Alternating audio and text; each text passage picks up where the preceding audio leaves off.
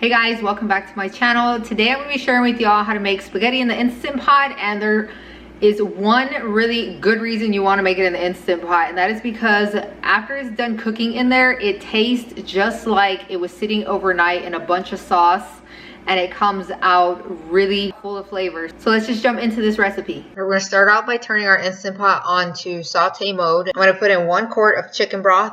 The other ingredients are going to be the spaghetti pasta as well as the sauce and the meatballs. Now I mixed up my own meatballs, but you could totally use your own from the store that are pre-made and frozen already. But I chose to make my own, so I am just shaping them using this cookie dough scooper and making my meatballs all the same size. And once this comes up to a simmer / boil, I begin to add my meatballs, and I don't want to add them before that because they'll stick together instead of staying separated if you put them in before the broth is boiling or simmering. You could also use water, it's up to you. I just chose to use broth because it adds a lot more flavor and tastes a lot better. And then we're going to add the pasta.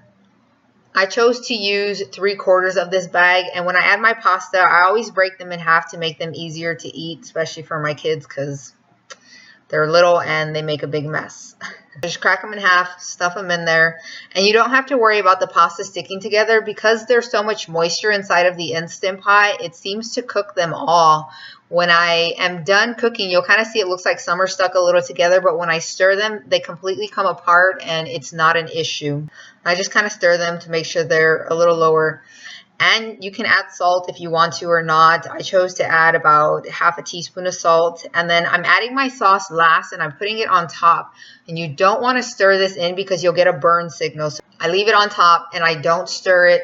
And then I place the lid on, make sure it's on sealing mode. And then I'm going to cook my pasta for half the time it says on the bag. So that ends up being 6 minutes. So turn off the saute mode and click the pressure cooking button and put your timer to 6 minutes. This is the nozzle I was looking for that I talked about in my previous video that causes the steam to come out in a different direction instead of just up. And so you can face it to the left or to the right, but with the way I have it facing, the steam is going to come a little towards me. So I step to the side and then I release the pressure. Once it's done releasing, I take off the nozzle and open the Instant Pot lid. And my pasta is not completely cooked, and this is totally okay. I end up turning on the saute mode and cook the pasta for about 5 more minutes. And this helps to cook down some of the liquid that's in there and also make the sauce a lot thicker. And you can see when I'm stirring it here, all the pasta comes apart. It doesn't stick together. I have no issues with that. And I put the lid on just to prevent all the steam from coming up to my camera or anything, but it is open. The lid is not closed and is not on sealing mode. You want to make sure that the lid is like that. I also did it because I don't want the sauce to splash everywhere. And you want to make sure to stir it while you're boiling it, just because the sauce will stick to the bottom and it'll scorch. When it's done, this is how it looked. It came out nice and thick. And like I said earlier, the pasta tastes like it's been in the refrigerator overnight, sitting in a bunch of sauce, and it tastes amazing. And I'm going to serve my spaghetti and meatballs.